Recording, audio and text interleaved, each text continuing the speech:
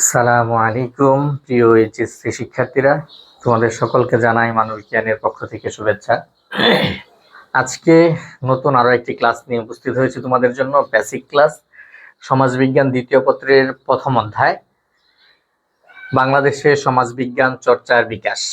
প্রথম অধ্যায়ে তিনটি টপিক আছে। তোমাদের সমাজবিজ্ঞান দ্বিতীয় পত্রের প্রথম অধ্যায়টা অনেক ছোট একটা অধ্যায় এবং এখানের আলোচনা এবং পরীক্ষায় কি আসতে পারে এটা খুবই একেবারে নির্ধারিতই বলতে পারো। তোমরা পড়ার সময় এবং পড়ানোর সময় অবশ্যই বলে দেবো, তোমরাও বুঝতে পারবে যে ঠিক কি প্রশ্নগুলো আসতে পারে। একেবারে সংক্ষিপ্ত এই অধ্যায়টা। এখানে তিনটি মূল টপিক নিয়ে আলোচনা করা হয়েছে: বাংলাদেশ সমাজবিজ্ঞান বিকাশ চর্চার পটভূমি, বাংলাদেশের সমাজবিজ্ঞান পাঠের প্রয়োজনীয়তা, আর বাংলাদেশ সমাজবিজ্ঞানের বিকাশ ধারা। অর্থাৎ কিভাবে বাংলাদেশ সমাজবিজ্ঞান পাঠ শুরু হলো, তারপরে এটা আমরা কেন পড়বো, প্রয়োজনটা কি, এরপর হচ্ছে সমাজবিজ্ঞানের বিকাশ ধারা, মানে কিভাবে সমাজবিজ্ঞানটা এই উপমহাদেশে বিকশিত হলো আর কি। তো প্রতিটা টপিকের একটা চ্যাপ্টার ম্যাপ আছে আমাদের, যে তোমাকে টপিকের অধীনে আমরা কি পড়াবো। তো বাংলাদেশ সমাজবিজ্ঞান চর্চার পটভূমিতে তোমাকে প্রথমে একটু পটভূমি সম্পর্কে আলোচনা করব। এরপরে উপমহাদেশে কিভাবে সমাজবিজ্ঞান চর্চার সূচনা হইল, তারপরে ঢাকা বিশ্ববিদ্যালয়ের সমাজবিজ্ঞানের বিকাশ কিভাবে হলো, অন্যান্য বিশ্ববিদ্যালয়ের সমাজবিজ্ঞানের কিভাবে সম্প্রসারণ হলো, জাতীয় এবং বেসরকারি পর্যায়ে সমাজবিজ্ঞানের কিভাবে বিস্তার হলো, এবং বাংলাদেশের সমাজবিজ্ঞানের অগ্রণী গবেষক এবং শিক্ষক কারা শুরু থেকে ছিলেন তাদের সম্পর্কে আমরা সংক্ষেপে জানব। এবং যদি বলতে যাই তাহলে মোটামুটি তোমাদের পুরো অধ্যায় জুড়ে এই একই ধরনের আলোচনা তোমরা পাবে, যে অগ্রণী ভূমিকা কারা পালন করছে, বা গবেষক শিক্ষক কারা ছিলেন, বা বাংলাদেশ সমাজবিজ্ঞান কিভাবে পাঠ শুরু হলো, উপমহাদেশে কিভাবে সমাজবিজ্ঞান পাঠের চর্চা শুরু হলো, এই পুরো বিষয়টাই বিভিন্নভাবে তোমাদের এই প্রথম অধ্যায়টাতে আলোচনা করা হয়েছে। তবে টপিক তুমি বলতে পারো এই কয়েকটাই। এরপরে তুমি সমাজবিজ্ঞান পাঠের প্রয়োজনীয়তা পাবে, এখানে প্রয়োজনীয়তা এবং কারণ দুটোই আলোচনা করব। এরপরে সমাজবিজ্ঞানের বিকাশ ধারায় সমাজবিজ্ঞানের বিকাশের শুরু কখন হলো, এবং বিজ্ঞানের বিকাশে কিছু চ্যালেঞ্জ এবং সমাধান আছে, যে বাংলাদেশের সমাজবিজ্ঞানের বিকাশে বাধাগুলো, যে চ্যালেঞ্জগুলো আছে এবং সেই বাধা বা চ্যালেঞ্জগুলো অতিক্রম আমরা কিভাবে করতে পারি সেই বিষয়টা আছে। সমাজবিজ্ঞান বিকাশের সময়কাল, অর্থাৎ কোন সময় থেকে কোন সময়ে বা কোন বিশ্ববিদ্যালয়ে কোন সময়ে সমাজবিজ্ঞান পাঠ শুরু হলো সেটাও দেখব। সমাজবিজ্ঞানের বিকাশে গুরুত্বপূর্ণ ব্যক্তিত্ব কারা ছিলেন, কোন বিশ্ববিদ্যালয়ে তারা অধ্যয়ন করাতেন সেটাও আমরা দেখব। বাংলাদেশ সমাজবিজ্ঞানের পাঠ্যসূচি এবং গবেষণা, যে কেমন পাঠ্যসূচি তৈরি হলো, এই বিষয়ে কেমন গবেষণা হলো বা হয়েছে বা হবে ভবিষ্যতে বা এখন হচ্ছে, এবং সমাজবিজ্ঞানের ভবিষ্যৎ কেমন হবে সে বিষয়টা এখানে আলোচনায় আসবে। তো আমাদের প্রথম টপিক এখন আলোচনা, যে সমাজবিজ্ঞান চর্চার পটভূমি। তোমরা সবাই এটা জানো, যে আমরা সবাই জানি যে সমাজবিজ্ঞান হচ্ছে সামাজিক অন্যান্য যে বিজ্ঞানগুলো আছে সেইগুলোর ক্ষেত্রে মানে তুলনায় একটা খুবই নতুন শাখা বা তুলনামূলক নতুন একটি বিজ্ঞান হচ্ছে তোমার সমাজবিজ্ঞান, যেটা মোটামুটি একটি আলাদা শাস্ত্র হিসেবে সমাজবিজ্ঞানের গড়ে ওঠার যে শুরুটা হয়েছিল সেটা হয়েছিল মূলত তোমার এই ঊনবিংশ শতাব্দীতে। কখন? ঊনবিংশ শতাব্দী।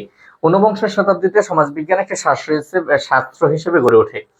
তো মূলত ঘটনা হয়েছিল যে ফরাসি বিপ্লব এবং শিল্প বিপ্লবের পরে যে একটা ফরাসি এবং শিল্প বিপ্লবের পরে মানুষ যে একটা উন্নতির শিখরে মানে যখন উঠছিল, যখন সমাজ এবং সামাজিক প্রতিষ্ঠান, সামাজিক আচার আচরণ এগুলোর ক্ষেত্রে বিভিন্ন আমরা কি দেখতে পাচ্ছিলাম সেই সময় ফরাসি এবং শিল্প বিপ্লবের পরে বিভিন্ন ধরনের পরিবর্তন দেখতে পাচ্ছিলাম যে মানুষ শহরমুখী হচ্ছে, গ্রাম ছেড়ে চলে আসছে, কারখানা, বড় বড় কারখানা তৈরি হচ্ছে, নগরায়ন হচ্ছে, এগুলো আমরা কিন্তু শিল্প বিপ্লবের ফলে দেখতে পেয়েছি। তো এই সময়টাতে ইউরোপে দেখা গেল যে বিভিন্ন ধরনের অস্থিরতা তৈরি হয়েছে, হওয়াটাই খুব স্বাভাবিক।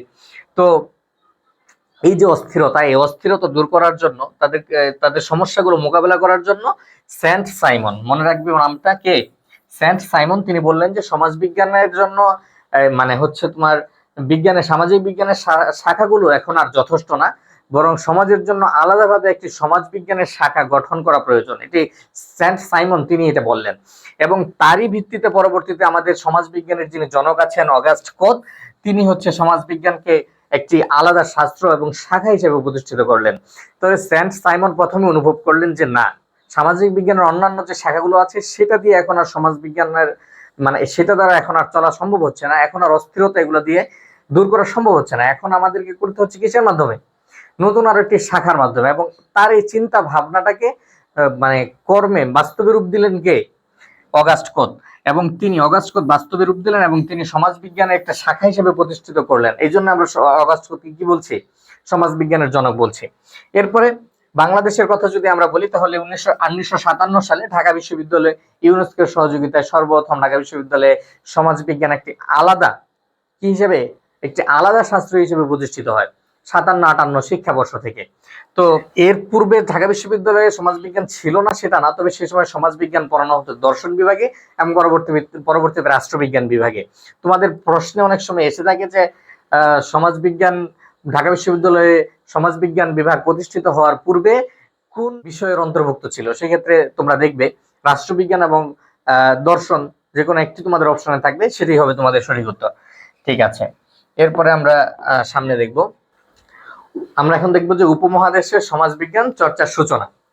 উপমহাদেশের সমাজবিজ্ঞান চর্চার সূচনা মূলত তোমার 1757 সালে যখন পলাশীর যুদ্ধে নবাব সিরাজউদ্দৌলা পরাজিত হলেন, ইংরেজ শাসন উপমহাদেশে ইংরেজ শাসন প্রতিষ্ঠিত হলো, তখন সমাজ ব্যবস্থা এবং শিক্ষা ব্যবস্থায় একটা গুরুত্বপূর্ণ পরিবর্তন আসতে শুরু করলো। ইংরেজরা সমাজ ব্যবস্থায় একটা, বিশেষ করে শিক্ষা ব্যবস্থায় একটা ব্যাপক পরিবর্তন আনলো। তারপরে প্রায় 1757 সালে পলাশীর যুদ্ধের প্রায় 100 মানে মোটামুটি 100 বছর পরই 1857 সালে কলকাতা, মাদ্রাজ এবং বোম্বে বিশ্ববিদ্যালয়ে আমরা কি দেখতে পেলাম? সমাজবিজ্ঞান বিষয়টি বা শাস্ত্রটি যাত্রা শুরু হলো দেখতে পেলাম। এবং 1921 সালে ঢাকা বিশ্ববিদ্যালয়ে যাত্রা শুরু করার পরে সমাজবিজ্ঞানও এখানেও যাত্রা শুরু করে, তবে একটি আলাদা কোনো শাস্ত্র হিসেবে না, বরং দর্শন এবং রাষ্ট্রবিজ্ঞানের একটি কি হিসাবে, সহযোগী সাবজেক্ট হিসেবে বা বিষয় হিসেবে। 1917 সালে কলকাতা বিশ্ববিদ্যালয়ের অর্থনীতি বিভাগের অধীনে সমাজবিজ্ঞান পাঠ শুরু হয়, যেখানে আচার্য বজেন্দ্রনাথ শীল গুরুত্বপূর্ণ ভূমিকা পালন করেছিলেন। এরপরে আমরা দেখতে পাচ্ছি ঢাকা বিশ্ববিদ্যালয়ের সমাজবিজ্ঞান শিক্ষার বিকাশ।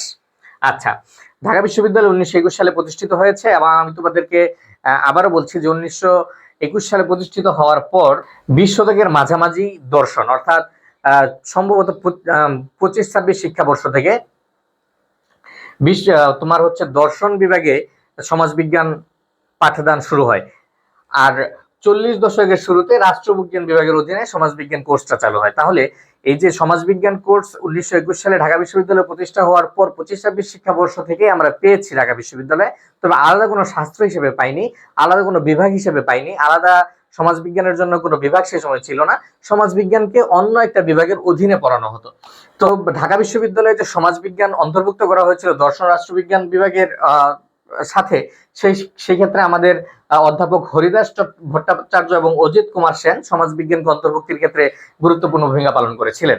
এরপরে 1950-এর দশকে ইউনেস্কোর উদ্যোগে আর কি, এবং তারই ইউনেস্কোর সহযোগিতায় ফরাসি বিজ্ঞানী এই ক্লদ লেভি স্ট্রস যিনি আছেন, একজন ফরাসি বিজ্ঞানী, তিনি বাংলাদেশে আসেন এবং সমাজবিজ্ঞান পাঠের পাঠ্যক্রমের ভিত্তি স্থাপনে সহায়তা করেন। তিনি বাংলাদেশে এসেছিলেন এবং সেই সময় তিনি বাংলাদেশে এসে বাংলাদেশের পার্বত্য চট্টগ্রাম এলাকা ঘুরে ঘুরে দেখেন এবং তিনি মনে করেন যে সমাজবিজ্ঞানের জন্য একটি উপযুক্ত জায়গা হচ্ছে বাংলাদেশ। সেক্ষেত্রে তিনি বাংলাদেশে সমাজবিজ্ঞান পাঠের যে পাঠ্যক্রমের যে সূচনা, আলাদাভাবে সমাজবিজ্ঞান ঢাকা বিশ্ববিদ্যালয়ে প্রতিষ্ঠার ক্ষেত্রে তিনি ভূমিকা পালন করেন এবং তার সহযোগী ছিলেন বাংলাদেশের অধ্যাপক নাজমুল করিম। এবং 1950-এর দশকের 57-58 শিক্ষাবর্ষ থেকে ঢাকা বিশ্ববিদ্যালয়ে স্বতন্ত্রভাবে সামাজিক বিজ্ঞান মানে সমাজবিজ্ঞান বিভাগ কিন্তু প্রতিষ্ঠা পায়। তাহলে ঢাকা বিশ্ববিদ্যালয়ের প্রথম সমাজবিজ্ঞান বিভাগের প্রধান কে ছিলেন? ডাক্তার পেরি বেসিনি। এরপর প্রথমে সম্মান কোর্স অর্থাৎ স্নাতক কোর্স অনার্স চালু হয় এবং 57-58 শিক্ষাবর্ষ থেকে। এরপর 1965 সাল থেকে স্নাতকোত্তর অর্থাৎ মাস্টার্স পাঠ্যক্রম চালু হয় ঢাকা বিশ্ববিদ্যালয়ে। এরপরে দেখতে পাচ্ছি অন্যান্য বিশ্ববিদ্যালয়ের মানে সমাজবিজ্ঞানের সম্প্রসারণ।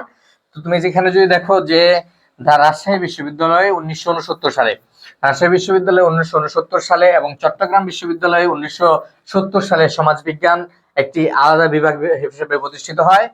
1992 সালে শাহজালাল বিজ্ঞান ও প্রযুক্তি বিশ্ববিদ্যালয়, 2002 সালে খুলনা বিশ্ববিদ্যালয় এবং 2010 সালে বেগম রোকেয়া বিশ্ববিদ্যালয়, 2012 সালে বরিশাল বিশ্ববিদ্যালয় এবং বঙ্গবন্ধু শেখ মুজিবুর রহমান বিজ্ঞান ও প্রযুক্তি বিশ্ববিদ্যালয়ে সমাজবিজ্ঞান বিভাগ চালু হয়। তাহলে আমাদের সর্বপ্রথম সমাজবিজ্ঞান বিভাগ চালু হচ্ছে ঢাকা বিশ্ববিদ্যালয়ে দর্শন বিভাগের অধীনে 1925-26 শিক্ষাবর্ষে, এবং এরপরে 40-এর দশকে রাষ্ট্রবিজ্ঞানের অধীনে চলে যায়, এবং 50-এর দশকে 57-58 শিক্ষাবর্ষ থেকে ঢাকা বিশ্ববিদ্যালয়ে আলাদা বিভাগ প্রতিষ্ঠিত হয়, এবং 1965 সালে মাস্টার্স কোর্স চালু হয়। এরপরে রাজশাহী বিশ্ববিদ্যালয়, চট্টগ্রাম বিশ্ববিদ্যালয়ে ক্রমান্বয়ে চালু হয়। 2005 সালে চালু হয় জগন্নাথ বিশ্ববিদ্যালয়ে সমাজবিজ্ঞান বিভাগ প্রতিষ্ঠিত হয়। মূলত 1991 সাল থেকে সমাজবিজ্ঞান বিভাগ প্রতিষ্ঠিত ছিল জগন্নাথ কলেজে। সে সময় জগন্নাথ ছিল কলেজ। 2005 সালে জগন্নাথ বিশ্ববিদ্যালয়ে রূপ নেয়, এবং তখন থেকেই জগন্নাথ বিশ্ববিদ্যালয়ে কিন্তু সমাজবিজ্ঞান বিভাগটি চালু আছে। এরপরে বাংলাদেশ প্রকৌশল ও প্রযুক্তি বিশ্ববিদ্যালয়, বুয়েট, কুয়েট, রুয়েট, চুয়েট, কৃষি বিশ্ববিদ্যালয়গুলোতে সংশ্লিষ্ট কোর্স হিসেবে সমাজবিজ্ঞান পড়ানো হয়। ঠিক আছে। মেডিকেল কলেজগুলোতেও সমাজবিজ্ঞানের কোর্স চালু আছে। এরপর আছে জাতীয় বেসরকারি পর্যায়ে সমাজবিজ্ঞান।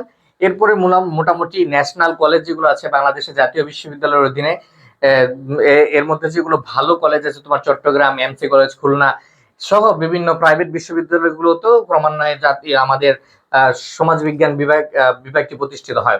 এরপরে আমরা দেখতে পাচ্ছি বাংলাদেশের সমাজবিজ্ঞানের অগ্রণী গবেষক এবং শিক্ষক কারা ছিলেন। বাংলাদেশের সমাজবিজ্ঞানের সবচেয়ে অগ্রণী ব্যক্তি যাকে বলবো, তিনি ছিলেন ঢাকা বিশ্ববিদ্যালয়ের অধ্যাপক ডাক্তার নাজমুল করিম। তিনি ঢাকার মোটামুটি বাংলাদেশের সমাজবিজ্ঞানের যে প্রতিষ্ঠার ক্ষেত্রে যে গুরুত্বপূর্ণ ভূমিকা পালন করেছিলেন সেই সময়, তার মধ্যে অন্যতম ছিলেন নাজমুল করিম, এবং তিনি এই জন্যই তাকে বাংলাদেশের সমাজবিজ্ঞানের জনকও বলা হয়ে থাকে। তাহলে তোমাকে যদি প্রশ্ন করা হয় বাংলাদেশের সমাজবিজ্ঞানের জনককে, তাহলে তুমি তার উত্তর করতে হবে অধ্যাপক নাজমুল করিম। এছাড়াও ঢাকা বিশ্ববিদ্যালয়ে আরো কয়েকজন প্রফেসর আছেন, যিনি অধ্যাপক আছেন, তার মধ্যে doctor Rangalal Sen, doctor Mohammad Habibur Rahman, doctor Anwarullah Chowdhury এবং ডাক্তার সরদার আমিনুল ইসলাম।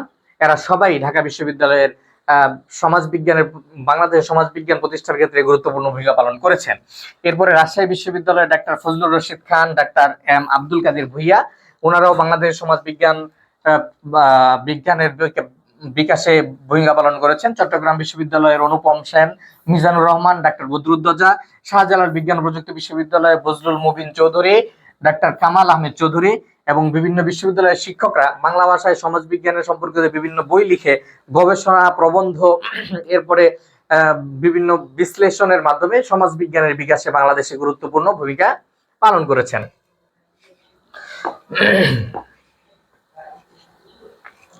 এরপরে আমরা দেখব বাংলাদেশের সমাজবিজ্ঞান পাঠের প্রয়োজনীয়তা।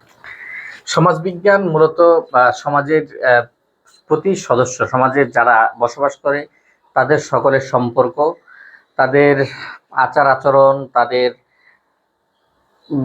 বিভিন্ন সমস্যা সবকিছু নিয়েই চিন্তা ভাবনা করে এবং আলোচনা করে। সমাজে একটি উন্নয়নশীল দেশ হিসেবে দারিদ্র, বেকারত্ব, শিক্ষা, রাজত্ব, অস্থিতিশীলতা, সামাজিক পরিবর্তন এরকম নানাভাবে ঘটছে।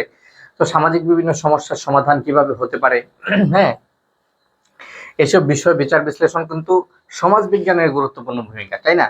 এই বিষয়গুলো কে আলোচনা করছে? সমাজের পরিবর্তন, সমাজের মানুষের সমস্যা, গোষ্ঠীবদ্ধ মানুষের যে প্রয়োজনীয়তা, এই যে বিষয়গুলো আছে, এই বিষয়গুলোর কার আলোচনার বিষয়? এগুলো হচ্ছে সমাজ বিজ্ঞানের আলোচনার বিষয়।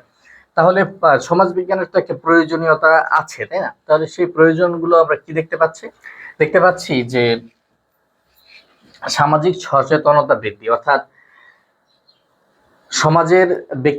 সমাজের যারা ব্যক্তি এবং সমাজের অন্যান্য ব্যক্তি এবং সমাজ সম্পর্কে সচেতনতা, নিজেকে সচেতন করে তোলা, আত্মসচেতনতা গড়ে তোলা, নিজেকে সচেতন করা সমাজ সম্পর্কে, ব্যক্তি সম্পর্কে, সামাজিক সচেতনতা বৃদ্ধি, এই কাজটা এই বৃদ্ধি, যে সামাজিক সচেতনতা বৃদ্ধি করছে সমাজ বিজ্ঞান, এই বৃদ্ধি করাটাই কিন্তু করার জন্যই কিন্তু আমাদের সমাজ বিজ্ঞান পাঠ করা প্রয়োজন।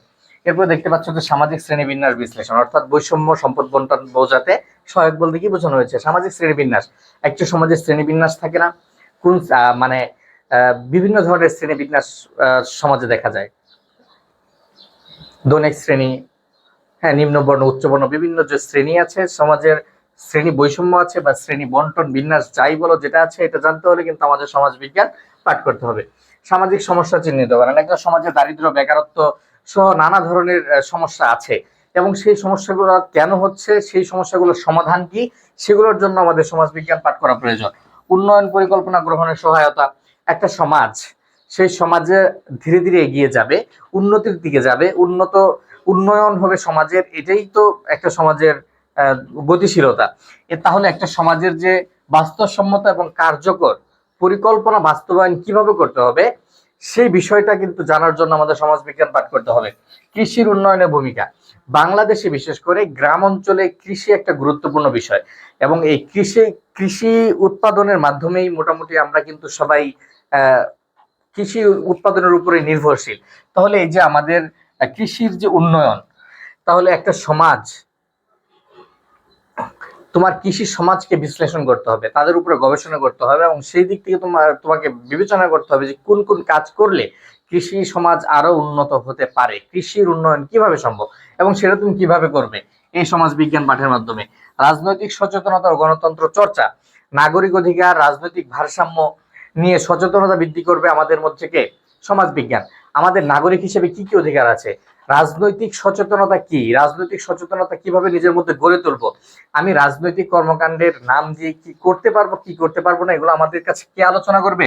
সমাজ বিজ্ঞান। পারিবারিক ও সামাজিক সম্পর্ক বিশ্লেষণ করবে কে? একটা পরিবারের সম্পর্ক কেমন হবে, সমাজের সম্পর্ক কি হবে, সমাজের সদস্যদের মধ্যে সম্পর্ক কি হবে, পরিবারের সদস্যদের মধ্যে সম্পর্ক কি হবে, পরিবারের ভূমিকা কি, এই সব কিছু আলোচনা করবে সমাজ বিজ্ঞান। উন্নয়নে শ্রেণীর ভূমিকা নির্ধারণ।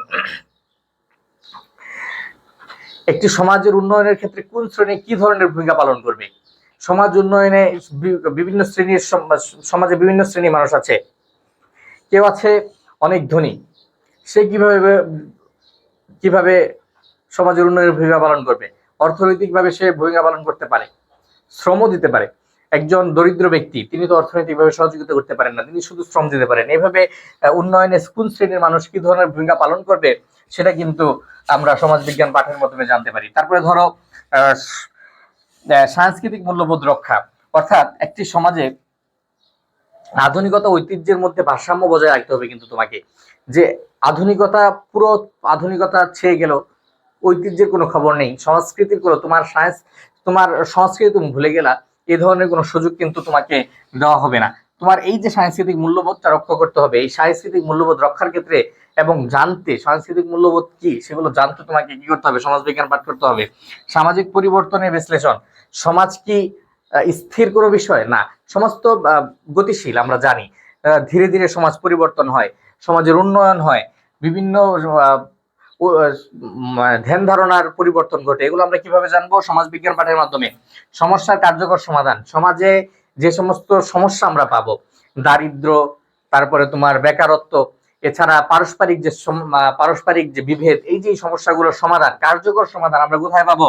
সমাজ বিজ্ঞান পাঠের মাধ্যমে পাবো। কুসংস্কার দূরীকরণ। সমাজে নানা ধরনের কুসংস্কার বিদ্যমান থাকে, ঠিক আছে? সেই সমস্ত কুসংস্কার সম্পর্কে জানতে হবে, সেগুলো দূর করতে হবে। এগুলো সম্পর্কে আমাদেরকে কে সহায়তা করবে? সমাজ বিজ্ঞান। বিশ্বায়নের প্রভাব বিশ্লেষণ। বিশ্ব ধীরে ধীরে এগিয়ে যাচ্ছে, বিশ্বায়ন এখন সমাজে বিশ্বায়নের ফলে নানা ধরনের পরিবর্তন আসতে শুরু করেছে, কিন্তু দেখা যায় যে অনেক সময় যারা গ্রাম অঞ্চলে বসবাস করেন তারা অনেক কিছু বুঝতে চান না, তাদের কি করতে হবে? বিষয়গুলো বুঝতে সহায়তা করতে হবে। এজন্য আমাদের সমাজ বিজ্ঞানের সহযোগিতা নিতে হবে। সামাজিক মর্যাদা ও অধিকার চর্চা। একটা সমাজে সাম্য এবং মর্যাদা, এই বিষয়টা তোমাকে কি করতে হবে? প্রতিষ্ঠা করতে হবে। সমাজের সকলেই যেন সমানভাবে সুযোগ সুবিধা পায়। সমতা, সাম্য, সামাজিক মর্যাদা, সকলের অধিকার নিশ্চিত করা, এই জিনিসগুলো আমাদেরকে কে শিখায়? সমাজ বিজ্ঞান শিখায়। সুসংহত সমাজ গঠন। ব্যক্তি এবং সমাজের মধ্যে যেন ইতিবাচক সম্পর্ক বজায় থাকে, ব্যক্তির সাথে সমাজের সম্পর্ক যেন ইতিবাচক হয়, সেই বিষয়গুলো কিন্তু আমাদেরকে খেয়াল রাখতে হবে এবং সেগুলো আমাদেরকে কে শিখাবে? সমাজ বিজ্ঞান। তাহলে আমাদের সামাজিক সচেতনতা, সামাজিক শ্রেণীবিন্যাস, তারপরে সমাজের উন্নয়ন, সমাজে আমাদের আচরণ কেমন হবে, তারপরে তোমার কৃষি ক্ষেত্রে ভূমিকা কেমন হবে, কোন সমস্যার কার্যকর সমাধান কি হবে, বিশ্বায়নের প্রভাব কেমন হবে, এই সমস্ত কিছু কিন্তু আমাদেরকে জানার জন্য সমাজ বিজ্ঞান পাঠ একটা গুরুত্বপূর্ণ বিষয়। এরপর দেখতে পাচ্ছ সমাজবিজ্ঞান আমরা কেন পাঠ করব। সমাজবিজ্ঞান পাঠ করব কারণ সমাজের মানুষের আচার আচরণ, রীতিনীতি, মূল্যবোধ, পথ প্রতিষ্ঠান সম্পর্কে গভীর অনুসন্ধান। অর্থাৎ সমাজবিজ্ঞান আমাদের পাঠ করতে হবে কেন? সমাজের যে মানুষের আচার আচরণ আছে, রীতিনীতি, মূল্যবোধ, পথ প্রতিষ্ঠান, এগুলো সম্পর্কে গভীর অনুসন্ধান করার জন্য সমাজবিজ্ঞান আমাদের পাঠ করতে হবে কেন? ঐতিহ্যগত যে পরিচয়, সমাজের আমাদের যে একটা ঐতিহ্যগত পরিচয় আছে, যে বংশীয় মর্যাদা আছে বা যে একটা মর্যাদার জায়গা আছে, সেই বিষয়গুলো আমাদেরকে অনুধাবন করার জন্য সমাজবিজ্ঞান পাঠ করতে হবে। পরিবার, বিবাহ, জ্ঞাতি সম্পর্কের ভূমিকা, একটা সমাজে পরিবার কি ধরনের ভূমিকা পালন করে, জ্ঞাতি সম্পর্ক কেন প্রয়োজন, বিবাহ কেন করতে হবে, কিভাবে বিবাহ সামাজিক নিয়ন্ত্রণ করছে, এই বিষয়গুলো জানার জন্য আমাদের কি করা দরকার? সমাজবিজ্ঞান পাঠ করা দরকার।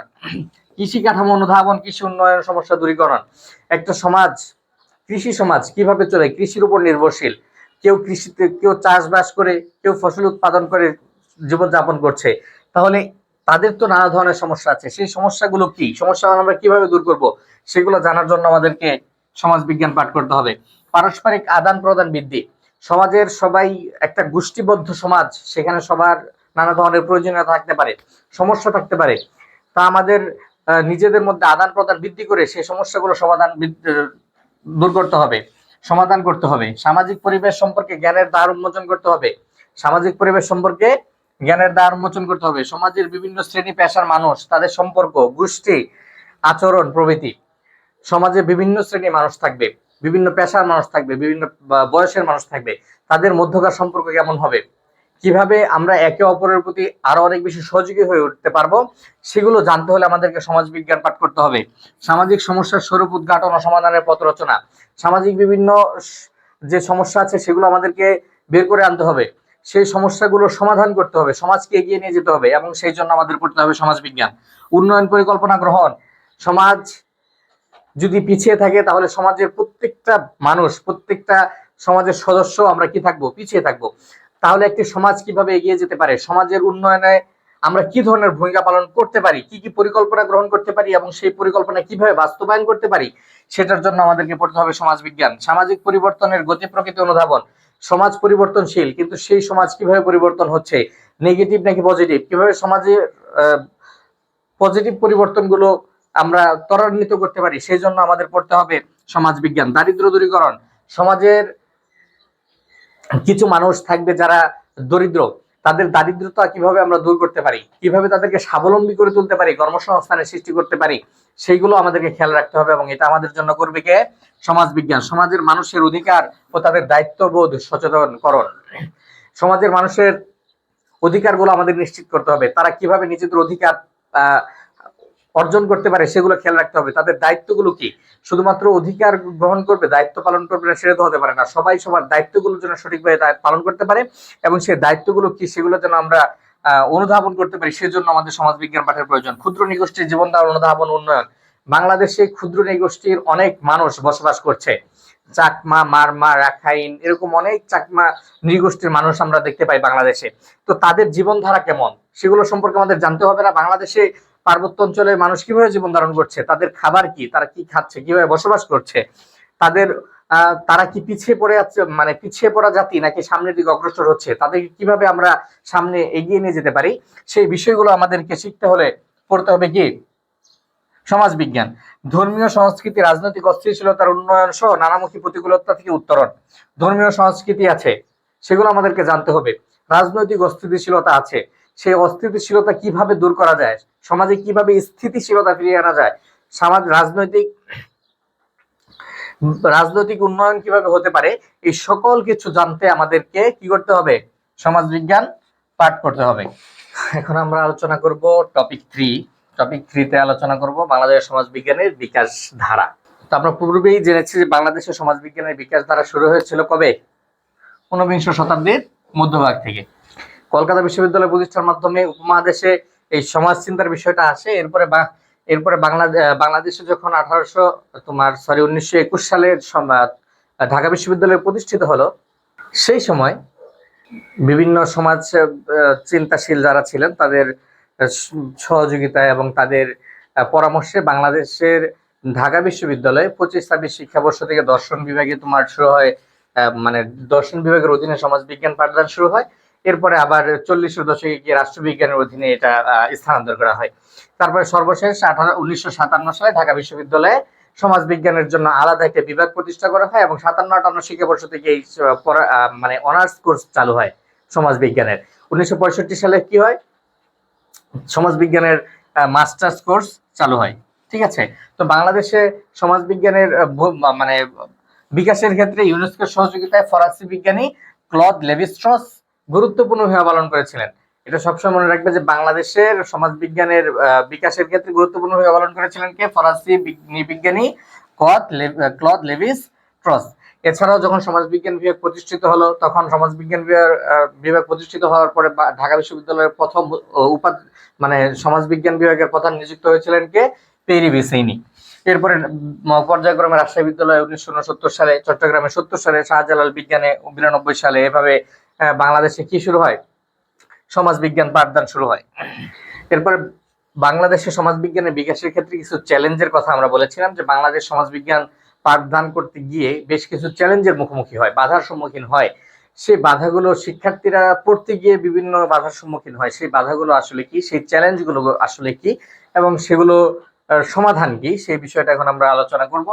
তো বাংলাদেশের সমাজবিজ্ঞান বিকাশের যে কিছু চ্যালেঞ্জ আছে সেগুলোর মধ্যে 1 নম্বরে বলা হয়েছে যে যোগ্য শিক্ষক ও গবেষণার অভাব।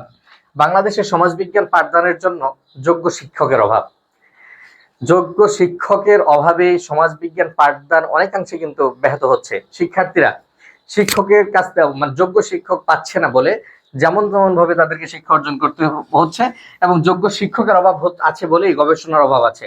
যদি যোগ্য শিক্ষক আমরা পেতাম তাহলে কিন্তু আমাদের গবেষণাটা হয়ে যেত, গবেষণার অভাব আমাদের আর থাকতো না।